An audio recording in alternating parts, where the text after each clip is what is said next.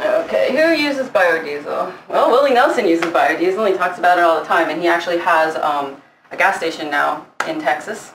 Around here, not many people know what biodiesel really is. They've heard of it. They understand it's a biofuel, but they don't actually know anybody who's ever put it in their car.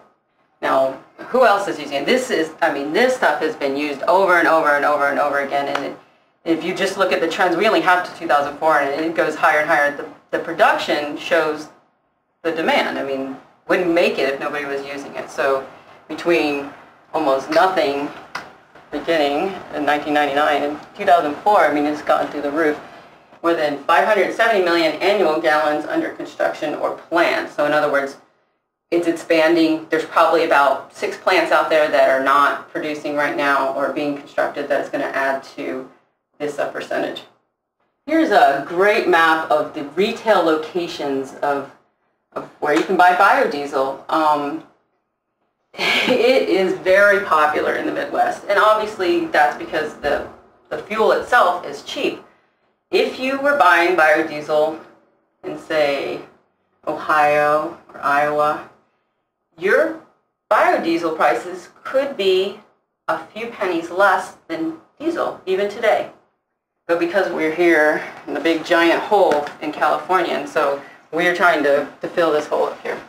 It also is high because this is where all the soy is grown, and so they're growing it, they're making it, they're sending it to their retailers, and it's really cheap. Now they got to ship it all the way out here. You know, here's a high concentration up in California, Northern California. That's all waste vegetable oil, and that's the reason why these concentrations, because it can be affordable with the waste vegetable oil, recycling it and turning it to biodiesel. If you have to ship it, it adds, obviously, cost from the petrodiesel to put in the train to ship it out to California. Okay, so now we've reached the part of the presentation that we're moving from information about biodiesel in general and moving into information about our Buyers Club. The Central Coast Biodiesel Buyers Club is a nonprofit organization which is dedicated to educating the public about the benefits of using biodiesel and ensuring best practices for collective purchasing and delivery of biodiesel. What does that mean? What are we doing here? We are going to create, first of all, the easy part is to be creating education programs. You know, obviously, if we have a room full of people that don't know anything about biodiesel, there's more people out there that we need to educate, and there's probably more people that we need to educate about biodiesel than know about biodiesel. So we have a major function there that has to be fulfilled. We are also collecting donations for a biodiesel subsidy program, which I'll discuss a little bit later. It mimics the one in Ohio with the school buses. There's nothing like that in California. And then we are arranging for advocacy, advertising, and public relations. So in other words, we can put advertisements in the paper. Why aren't you using biodiesel? Or we can arrange for interviews with the media and reporters. We can also create literature promoting the use of biodiesel. So we're going to be putting together brochures and flyers and whatever it is that we need to educate the public and hand out. And then we're going to be doing for the buying, we're going to be researching the market prices of biodiesel. Now the club members, in conjunction with Myteveg, will do the research. So in other words, we will have, you know, our preferred suppliers, and we'll make sure that we're getting a good price for the fuel that we're getting by going to multiple suppliers and negotiating for a best price. And then we'll facilitate the collective buying. Because we have so few retailers in this area, the price is very high for biodiesel on the Central Coast.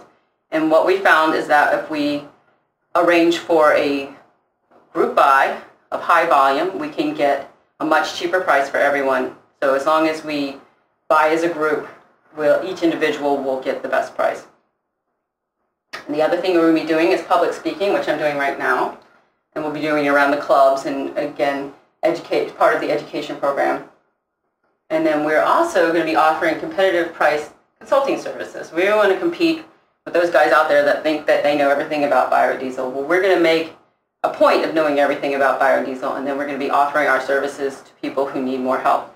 So if other clubs want to set up other areas, you know, if we get a call from Southern California or wherever there is no club, then we can help set that up maybe for a price, and then set up retail locations and evaluating possible locations for retail pumps. We have a lot of expertise from Myteveg that will be transferred over to the club.